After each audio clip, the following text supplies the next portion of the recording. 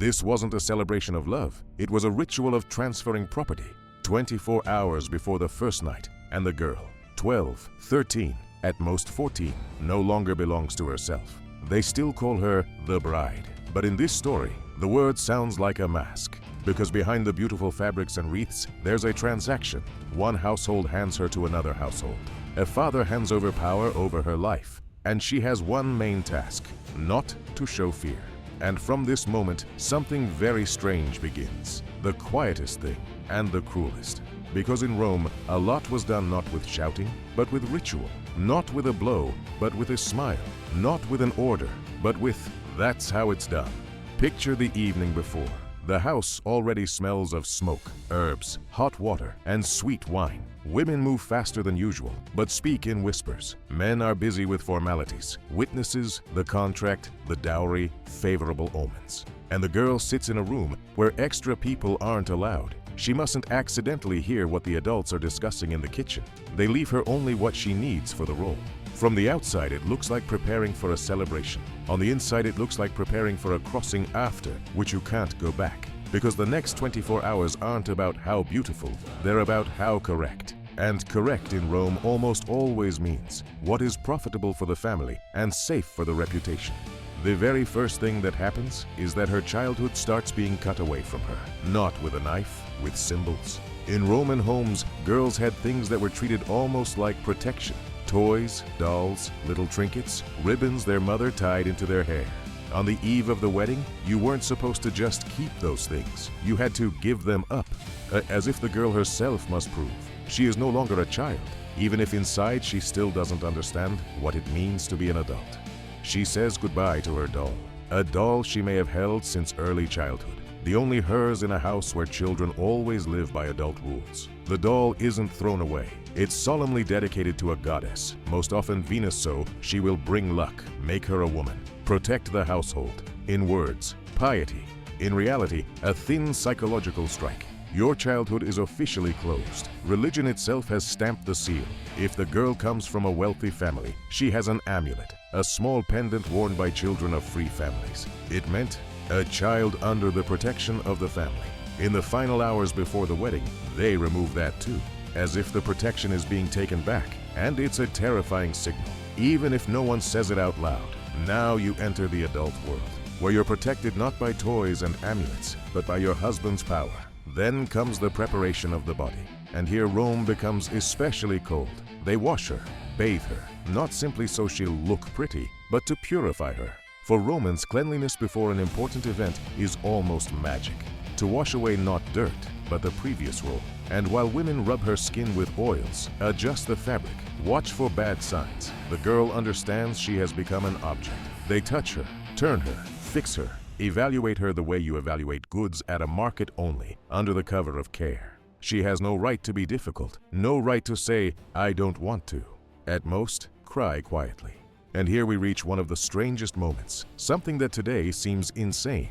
The bride is supposed to cry. Not because her heart is broken in some romantic sense, but because that's what's expected. In Roman culture, a bride who looked too happy seemed suspicious. Joy could hint at a bad reputation, that she wants a man too much, that she's too eager, too confident, too shameless. And shame, to them, is part of the image of a noble girl. Modesty must be visible. It's demonstrated with the body, the gaze, the voice, and tears are a sign. She isn't running into a new house smiling. She is as if being taken away. She resists not for real, but ritually. And the more convincingly she plays the role, the calmer everyone around her feels. Everything is proper. It's a perverse logic, but it worked. To cry meant to preserve honor. Not to cry meant to give people fuel for rumors. So in wealthy homes, tears were almost trained. Older women might whisper, "Don't smile. Hold yourself. Lower your eyes. Remember what you're leaving behind in your father's house." Sometimes they would deliberately remind her of things that truly made you want to cry. You won't sleep in your room anymore. You won't eat at this table anymore. Now you're a stranger in your own home. And the girl cried. For some, it hurt for real. Others simply understood. Tears are safer. Then comes the clothing. And this is an entire world of symbols where every thread means power. They put her in a simple white tunic, called in the sources the straight tunic. It mustn't be too fashionable. The point isn't beauty, it's correctness. Around her waist they tie a wool belt. And not just any knot, but a knot treated as a special sign one her husband would later untie. It sounds like an intimate detail, but in a Roman mind, it's first of all a mark of control. Who has the right to remove that seal from you? Then, the hairstyle. And here we reach what often grabs modern viewers the hardest, because it looks almost like a scene from a horror film. The bride's hair was parted into sections and braided into multiple braids. And they did it not just with a comb. In the tradition appears a sharp object, like a spear tip. The symbolism is simple and terrifying. Marriage is also conquest. You cross into another household not as a guest, but as a trophy, as an acquisition. Even if everything happens for love, the form of the ritual says something else. On top of her head, they place a bright covering, like fire. Not just a veil, but a sign. You have been set apart. You're no longer a girl from the household. You are a ritual figure being led down a corridor between two worlds. And again, the women around her say it's all for luck. But in Rome, luck is also the luck of the family. That the dowry is protected, that the alliance is profitable, that the name isn't dishonored. Now, an important point. In these same hours, in parallel, things are being decided that the bride often isn't told outright. The dowry, how much, who gives what, when it will be returned if the marriage collapses, under what conditions, who the witnesses are, who signs, what form the marriage takes full authority of the husband over the wife, or a softer form where she legally remains under her father's authority. For the girl, all of this would sound like a foreign language, but it determines her life more than any vows of love ever could. Because in Rome, marriage is, first and foremost, a structure of power. If the marriage placed the woman under the hand of her husband, she effectively passed into his power the same way a child is under a father.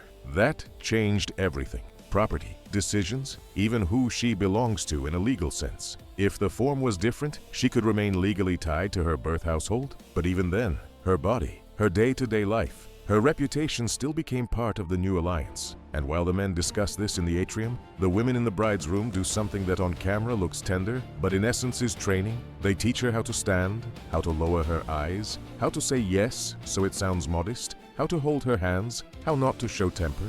They may warn her about the first night not in explicit words, but in hints. Be obedient, don't do anything stupid, don't disgrace the household. And that's when the girl understands. They don't expect happiness from her. They expect correct behavior. And this is only the beginning of the day. Because next comes the ceremony day, and that is no longer preparation in the shadows, but a performance in front of people. From morning the house comes alive the way it does before a funeral or a triumph. Only here both moods are mixed. For the family it's a celebration, because the alliance is profitable. For the girl, it's a farewell, because she is leaving. A woman arrives whose job is to join the hands of the bride and groom. Her role matters. She's a guarantee of propriety. Not just a bridesmaid, she's an adult married woman with the right reputation. Her presence signals everything is legal, everything is correct, everything is under the control of tradition. The vows begin. And here there's a moment that sounds almost mystical. In Roman tradition there is a formula often repeated in retellings. Where you are Gaius, I am Gaia. In plain terms, where you are there I am. It sounds like unity, but if you listen closely, it's not romance. It's the dissolving of a person. It's readiness to become part of his household, his name, his fate. A vow in such a culture isn't about feelings, it's about status. Romans rarely talked about marriage as love. Love might happen, but marriage is a contract, an alliance of households, a way to secure connections, produce heirs, hold property together. And the girl speaks the words that seal the transfer. Then, sacrifice.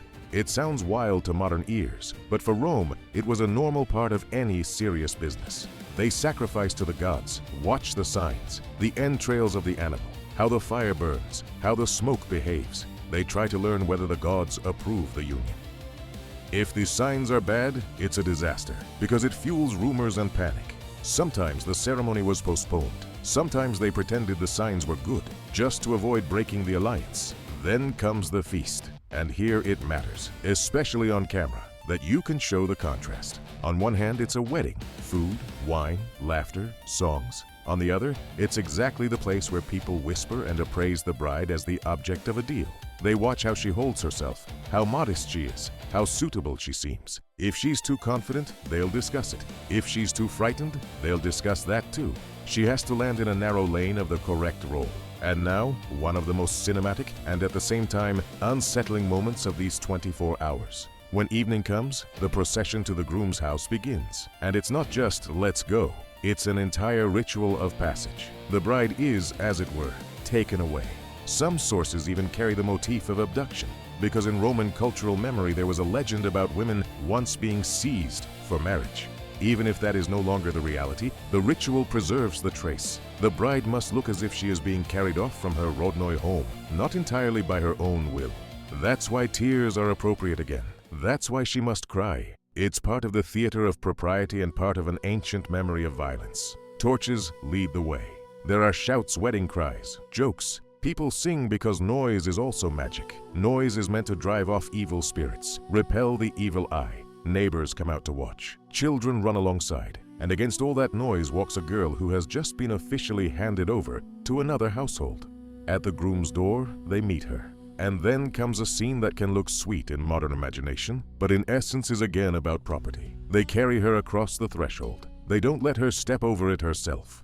Outside they say, so she won't trip, so she won't bring misfortune, so there won't be a bad omen. But the inner meaning reads differently. You do not enter on your own. You are brought in like a sign that this household now receives you as part of its property and its fate. They may ask her to touch the door, to smear the door frame with fat or oil, so the house will be gentle to her, so there will be no evil spirits. It sounds like superstition, but it plays a psychological role. The house is, as if, being tamed, so the girl is less afraid. Inside she meets the hearth fire.